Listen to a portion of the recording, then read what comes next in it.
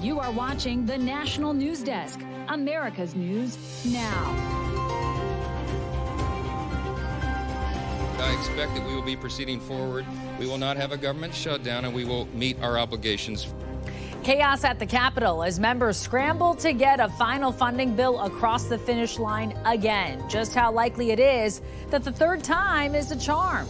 Then thousands of Amazon employees are off the job across the country as a major strike continues into its second day. What the online retailer says about the expected impact to holiday deliveries.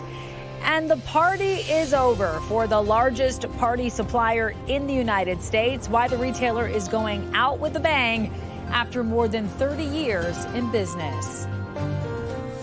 This is the National News Desk, America's News Now. I'm Amira David. Breaking news right now. The House of Representatives are voting right now on a 3-bill package in an effort to stave off a government shutdown that begins in less than 6 hours. The measure will fund the government in a so-called clean bill, includes $100 billion in disaster relief and $10 billion in farm aid, but it removes the debt limit extension that Donald Trump asked for yesterday that Democrats called, quote, a poison pill. The Senate would still need to pass this bill before midnight tonight, and this is why they are rushing to get that job done. If there is a shutdown, there are immediate ramifications. For one, federal employees, which includes military members, would not get paid until the deal is signed. Also, essential workers like service members, TSA workers, what have you, they would continue to work, but without paychecks. Some federal services would stop, like community health centers that service more than 30 million Americans across the country. These centers can remain open, but without proper funding, could cut hours or possibly close until funding resumes. A shutdown could also impact holiday travel, which is now in full swing. The longer TSA agents and air traffic controllers go without pay, the more likely they are to call out sick. That could lead to longer airport wait times, but that in turn could pressure lawmakers to reach an agreement. And by the way, AAA does expect a record 119 million people to travel at least 50 miles from home from tomorrow through New Year's Day. TSA expecting to screen almost 40 million travelers from now until January 2nd. The busiest days are supposed to be today, December 27th, and December 30th. I rarely check a bag at holiday time. This time I did, so I'm nervous about it. But I always make sure I'm there ahead of time. When they suggest that you be there 2 hours ahead, make sure you're there 2 hours ahead. Yeah, good advice. And let's talk about the weather, because that could also disrupt travel. 13 million people under winter weather alerts right now. A storm that's already hit the northern plains and upper Midwest is now in the east, bringing rain and light snow to major cities like Washington, D.C., New York, Philadelphia, and Boston, and that's expected to last through tomorrow. Also, a few inches of snow could fall in the interior Northeast and Appalachians. Then a couple of storms next week will bring rain and snow to many areas across the country. So far today, there have been nearly 7,000 flight delays in the United States and over 230 cancellations. And tragic news we're following out of Magdeburg, Germany. That's about 2 hours west of Berlin. At least 2 people have died and at least 68 people hurt right now after a driver plowed their car right through a group of people at a crowded Christmas market. The driver of that car was arrested immediately. Authorities believe it was a deliberate act of terrorism. The suspect's name has not been released, but authorities say he's been identified as a Saudi Arabian citizen. And it comes exactly 8 years after an attack on a Christmas market in Berlin that killed 13 people. Just one day after drones were banned from flying over parts of New Jersey, a similar ban is now in place in New York. The FAA announced the temporary block of drones being used across 30 parts of New York from now until January 18th. It comes as communities grapple with widespread sightings of unexplained drones that have heightened fears in multiple northeastern communities in recent days. Many lawmakers say they're working to figure out exactly where a lot of these drones are coming from. Any drone operators that violate the recent order put in place are liable for penalties and their aircraft subject to being shot down. Senator Joni Ernst has put out the Drain the Swamp Act, which could, or would rather, relocate at least 30% of Washington's federal workforce and put restrictions on telework. The National News Desk's Janae Bowens has an in-depth look at the proposal. If you're a federal government worker in D.C., you might be moving soon. Republican Senator Joni Ernst's Drain the Swamp Act would require each executive agency to relocate at least 30% of its employees currently working at a D.C. headquarters to an office located outside of the metro area. In a statement, Ernst said this is to get bureaucrats beyond the D.C. Beltway to remind public servants who they work for. The bill calls for the rest of those headquarters employees to show up to the office 100% of the time. That's a nod to the new and incoming Department of Government Efficiency that is looking to eliminate federal workers from working from home. We need to get government workers back to the office and reevaluate the billions of square footage of buildings that we monitor that are empty, that we maintain that are empty or have a very low occupancy. Ernst, the Senate DOJ caucus chair, released a report earlier this month that shows nearly 1/3 of federal workers are entirely remote, while only 6% of workers report in person on a full-time basis. So the bureaucrats of Christmas past are sitting in bubble baths. Some of them have been sitting in jail. Some of them are running their very own small businesses while operating on the federal government dime. However, a federal report released in August shows only 10% of civilian federal employees are fully remote, and 79.4% of federal working hours were spent in person. No matter the numbers, it looks like there could soon be changes for federal employees. But what we're going to do? 'Tis the season to deck the halls with federal workers. So folks, you're going to have to come back to the office. Now, Amira, this bill comes a week after Ernst introduced the Returning SBA to Main Street Act, which relocates more than 1/3 of Small Business Administration employees outside of D.C. And Janae, is there an idea right now of how many of these government buildings are not actually being used? Well, according to Ernst, the government owns 7,697 vacant buildings and over 2,000 partially empty. The report also notes maintaining and leasing government office buildings costs $8 billion per year. Amira? Wow, yeah, that's a high price tag. I know they'll be paying it some attention here in the weeks to come. Janae Bowens, thank you so much for that out of D.C. Multiple buildings up in flames as a huge fire burned on the former Virginia Intermont College campus in Bristol. At least one building has completely collapsed at this point.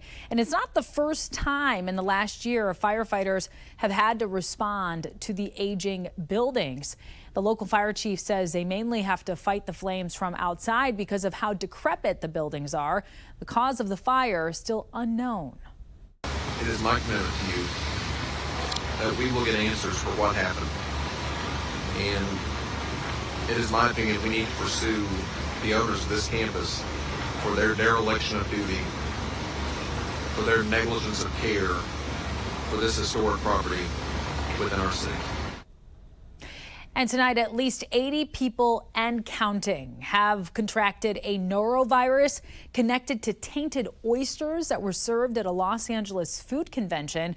The FDA connected the illness to oysters recalled by the Pacific Northwest Shellfish Company out of British Columbia. The FDA now issuing a warning across 15 states from Hawaii to New York to throw away any remaining oysters that could be contaminated. Outside of Albany, New York today, only minor injuries and frustrated drivers after a small plane landed on the thruway. One pilot, 2 passengers were on board that plane. Those minor injuries reported. No exact details were given on their conditions. The plane was scheduled to land at Albany International Airport at 12:45 this afternoon. It is unknown why it lost altitude and had to make that emergency landing. Traffic, we understand, is now back open on the thruway. The Indiana man who killed 2 teen girls in 2017 will spend the maximum of 130 years in prison. Richard Allen murdered Abigail Williams and Liberty Gurman.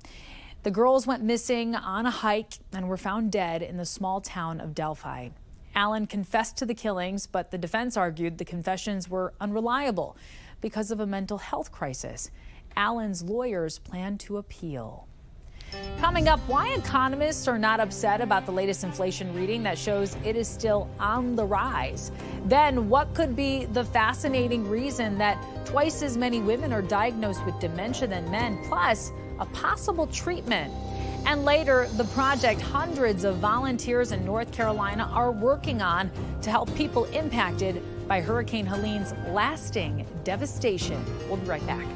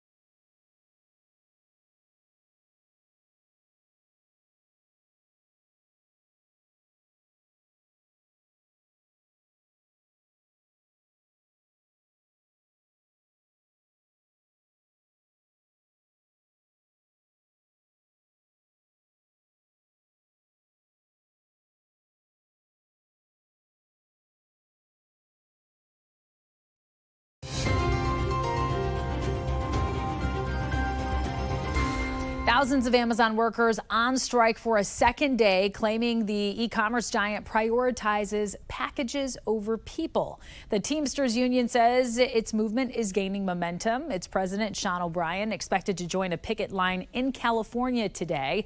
They're picketing in multiple cities from San Francisco to New York City. We spoke to one union rep in Ohio about why they were willing to put their jobs on the line. The biggest thing we hear from them is they don't get paid enough. They don't have good enough benefits, and the big thing is that they have a huge concern on employee safety.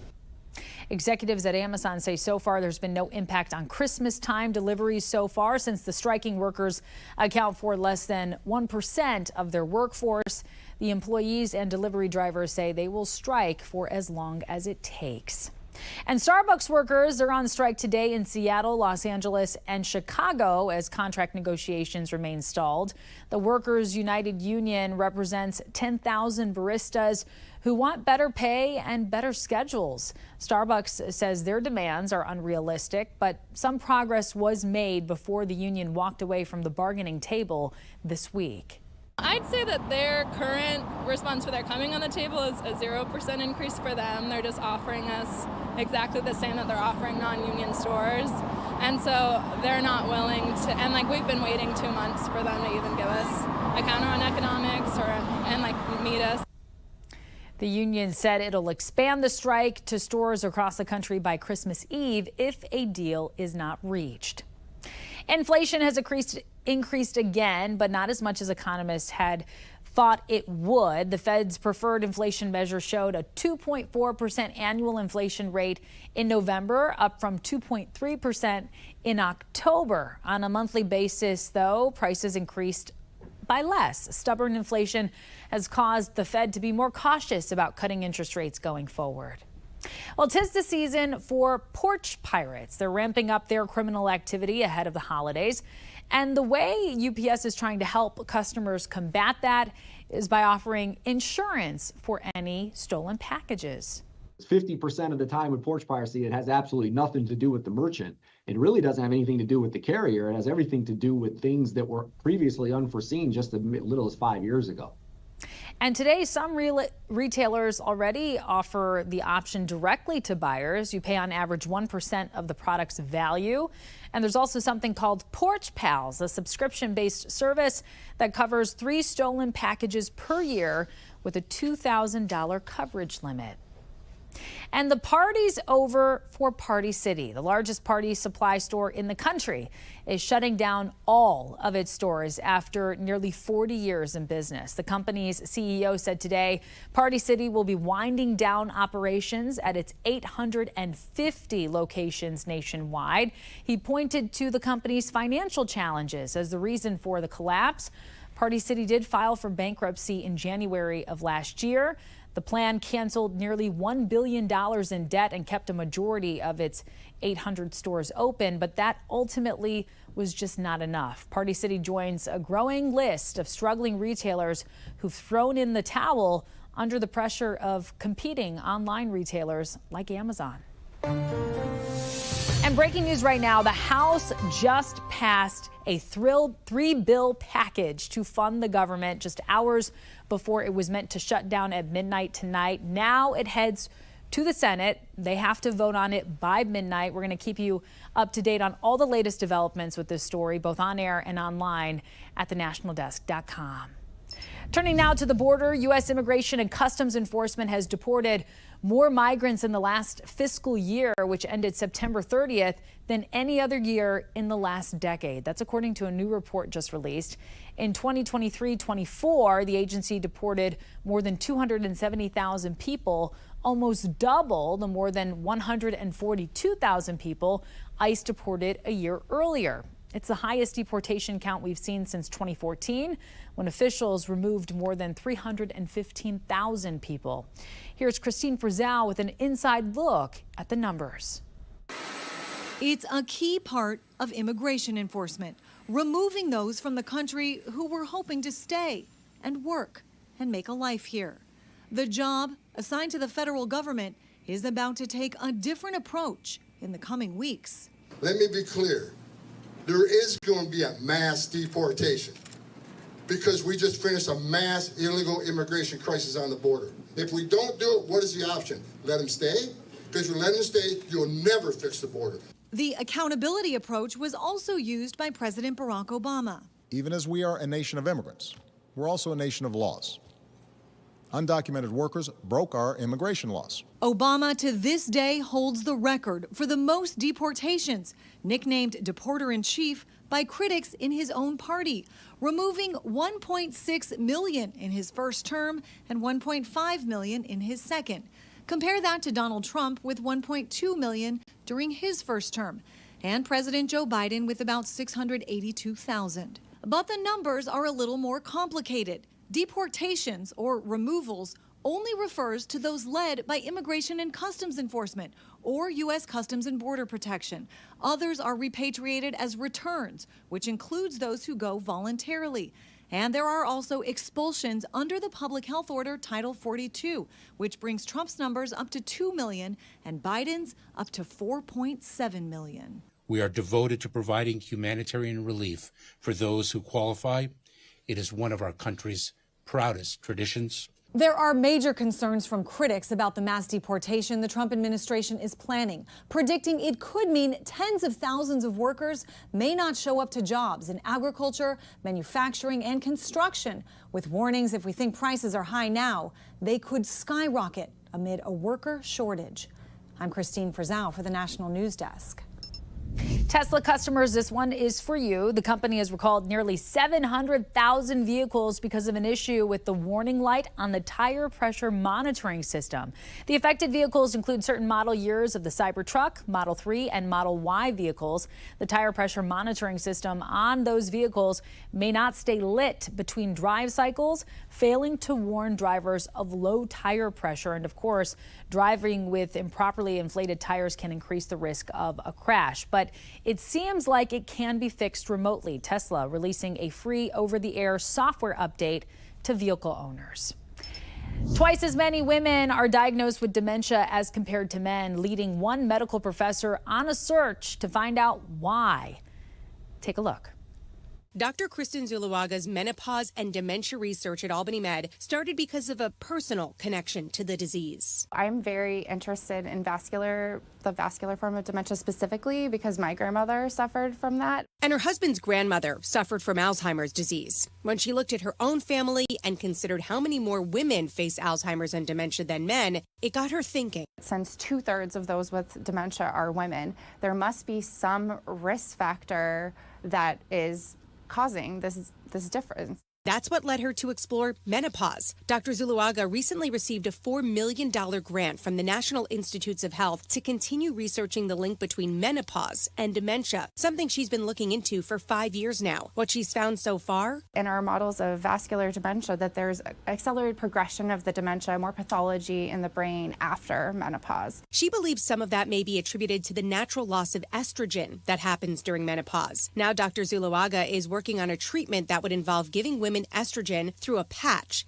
that would then act only in the brain. And so it is an estrogen prodrug, meaning that when it first enters your body, it's inactive. And then when it reaches the brain, there's an enzyme in the brain that will cause it to be converted to its active form. She says estrogen is protective for both blood vessels in the brain and for metabolic health. And we found that it can improve memory. And so we're very excited about continuing this work. I'm Lara Bryn reporting. Well, coming up, the safety threat that radiation detecting helicopters are searching for before New Year's Eve celebrations in Las Vegas. We'll be right back.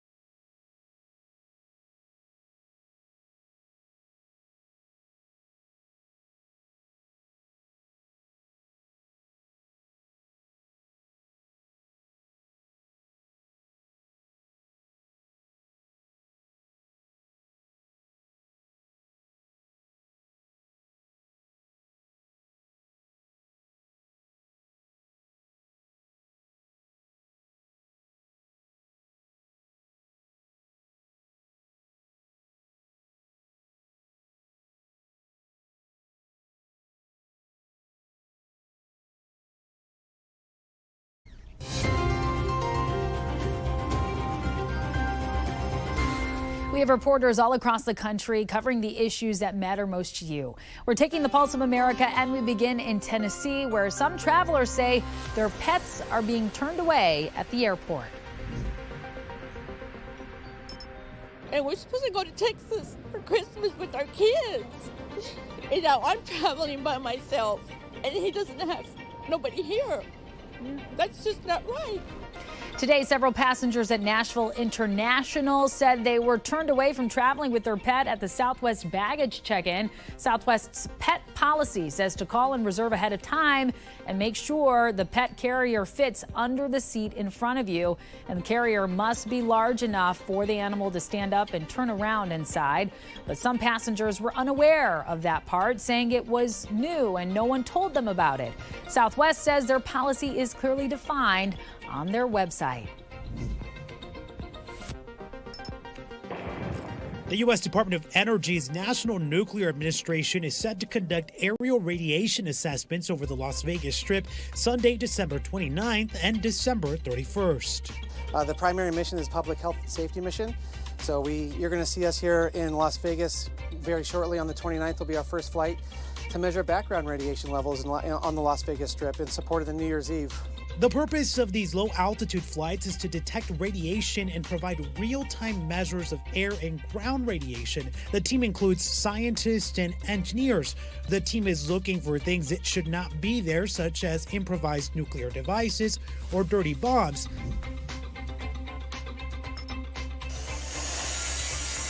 This unique job site in Charlotte is drilling in on a desperate need 2 hours west.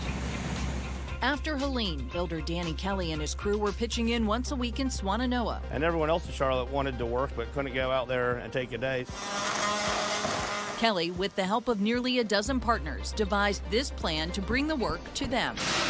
It began a week ago with framing. Since, they've built 17 temporary tiny homes that meet state codes. Basically haven't worked our real jobs in about 3 weeks and sleep about 4 hours a night and just make it happen. And coming up, what to expect from the first round of the first ever expanded college football playoff tonight.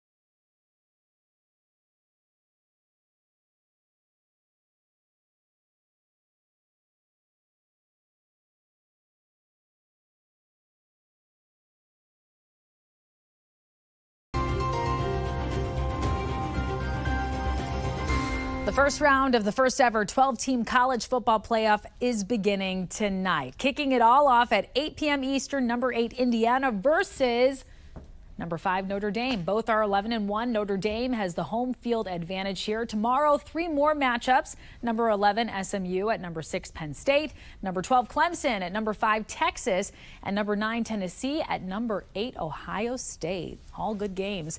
And if you're looking for a way to make the season bright, then look no further than this year's National Christmas Tree Lighting, which you'll get to see in less than 2 hours. It's the annual tradition in which the president presides over a tree lighting at the Ellipse right by the White House. This year will, of course, be President Biden's last, and he'll be joined by musicians bringing us all the Christmas greats, singers like Trisha Yearwood, James Taylor, Mickey Guyton, all kicking off at 8 p.m. Eastern on CBS. So there's a whole lot for you to enjoy this evening. That does it for this edition of the National News Desk. For those of you traveling, safe travels to you. I'm Amira David. Thank you so much for watching. Have a great weekend.